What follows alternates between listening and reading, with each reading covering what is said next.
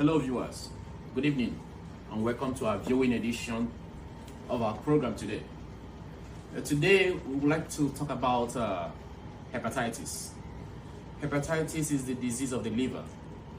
If you remember the last time we discussed pancreatitis, it's something within the area of the liver as well, and the symptoms are almost similar but not the same. So this time around, hepatitis, which has to do with the depreciation or when the liver is over poisoned. So I would say that hepatitis is about poisoning of the liver. Why? Because the liver itself, its duty is to filter poison out of the body. So when there is excess poison in the liver, it becomes very toxic. That's called toxins. So that's why in the jargon word of the healthcare, they will say hepatotoxic substances. So those are things that cause hepatitis, inflammation, reddened liver. So the liver is a soft tissue in the body. I wouldn't like to use this for now because this is the shape of the liver, this is the liver, but this is a decaying liver that is suffering from hepatitis already, and that's how bad it is looking. So the soft tissue of the liver, the liver, as I said, is a soft tissue, and if anything that is toxic begins to affect it, it causes inflammation, degenerates it, depreciates it, and then you'll see it looking like it's decaying. But we don't see this in our body when it is happening. What happens to us is the symptom. When someone's liver is infected, the symptoms begin to manifest in different ways. So going now, let's start from the beginning. Hepatitis manifests in different ways, comes from different factors. So the disease hepatitis comes from, we have the one that comes from alcohol-induced, we say alcohol-related liver disease. It comes from either alcohol, comes from viruses, and in viruses we have the 5 categories: hepatitis A, B, C, D, and E. And then we have the drug or medication induced hepatitis. There are other ones that could be caused by diseases, but we are focusing on these 3, which are the major ones that affect very many individuals. One thing about hepatitis is that if it affects younger people like infants and children, it takes time for them to know that this is actually infected is in their body. But in adults, it's a different thing, and the symptoms delays. So in children, when it affects children, it takes time, and before it manifests, it has already become very chronic. That's the danger of hepatitis, and that's why everybody is advised to take vaccinations for those that need to be vaccinated. Like hepatitis A and B, they all need to be vaccinated. But C does not require any vaccine. There's no vaccine on hepatitis C, but you need to be checking your body of hepatitis, especially when these symptoms are there. In some other places where there is awareness, which we are trying to do now, there is need for you to having regular yearly checking of your body to know whether you have hepatitis, so that you can use your liver more efficiently.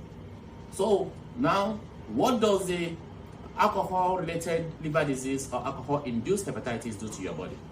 When you have this alcohol, it means how you consume alcohol can cause your liver to become infected of hepatitis. People who binge on alcohol could have this disease, and it doesn't really take time. It could be something you'll sit here and take. It will cause you acute hepatitis, and in this case, the person will begin to feel some pains in their abdomen, especially at the right side of their abdomen. Then comes with other symptoms like the jaundice. When it begins, the worst, the symptoms manifest as it continues to degenerate. So if it increases in degeneration, the symptoms will increase in manifestation. Nausea, vomiting, fatigue, jaundice, and even your fatty stools. So this type of hepatitis can as well be recovered from earlier because it's not sometimes as bad. But If you continue to take alcohol more, it will become chronic and you will suffer more. Now, let us come to the second type of hepatitis, the viral, the A, B, C, D, E. I will have to make this brief because A and E are just almost the same in terms of the means through which it is transmitted. Either something you eat or bad water that you drink, or maybe animals infested due to the feces they have passed, or human feces that have passed in areas where you plant your vegetables and you bought it, or you just plugged them and it wasn't washed well. So those are means you can transmit this to your body. And when this seeps in and you get infected, it will begin to manifest according to whichever. But the symptoms are like I said before. You have pains in your abdomen, you have jaundice, which is yellowing in your eyes, and when it continues and becomes bad, it could even affect your skin. Then you have nausea, vomiting, you have pale urine, your urine will also be yellow and leaving your faces. So these are what we need to avoid so that we don't begin to suffer this kind of disease. Because when it comes to the complication, when it becomes very bad, the effect will be very worse. But I will have to discuss the complication at the end because it generalizes everything that happens in anybody that has a hepatitis. So the third aspect is the medication. There are one medication I want to mention here that is very weird. Most people may be guilty of it, but that is the particular medication that will easily cause you hepatitis. And what's that medication? Tylenol. In some areas, it is called acetaminophen, and in some other areas in the world, paracetamol. So people might be taking these medications as though it is snack. Be warned. Paracetamol has some indications stipulated at the back of every sachet of it. So you have to follow the instructions to make sure that you take it and know when to see your doctor. I think it's like 2 days or so. Always check the sachet and see the instructions before you continue. And don't take extra when you are required to take 1 or 2. Check the age ranges so that you don't cause yourself this harm on your liver. So this particular medication, we should be very careful of it because of the danger. Now, we talk about the symptoms, coming to what will it cause you when the complication comes. If this disease becomes chronic and increases, because as it becomes chronic means that it has extended up to 2 months, 3 months, we have to be very careful about this, because when it becomes chronic, it could exacerbate to the condition that the patient will be suffering from cirrhosis, which means your liver will begin to scar. The scarring of the liver would now begin to manifest in different ways. There is this ammonia that your body produces. At that time, it will increase, and that could easily go into your brain and you suffer confusion. You'll be having itching on your skin, and your body will be as yellow as so much. Your fingers will be suffering from what is called asterisis, flapping of your fingers, as well as your abdomen will be so swollen. Your legs will be very swollen, called ascites and anasaka.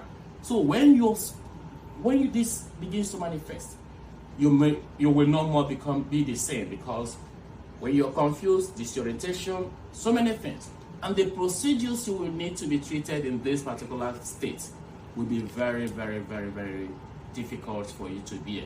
There are a lot of procedures which I would not have to be mentioning at this moment, because what is important is for you to prevent having this disease.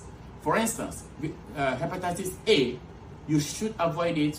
Having heard what I said about it, where you're contaminated, where you're getting it from, what you eat, or even body contact with somebody who has already had it, like body contact can as well be a means of transmission.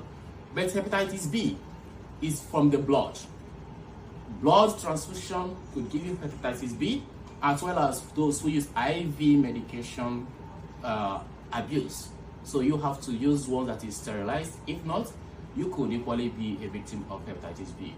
And sex, unprotected sex, is another means of getting this disease transmitted. Hepatitis B and D are just the same way, and A and E the same way. And C, guess what? C is also from blood, like from that IV, but most times C is contracted in the hospital areas. So even if you have C and we are living in the same house, I may not even have C. And it is not often contacted through unprotected sex. That does not encourage you to try those, but you have to really take care of your health, because all these organs in your body are very important, that anytime they are depreciating, your body is in danger.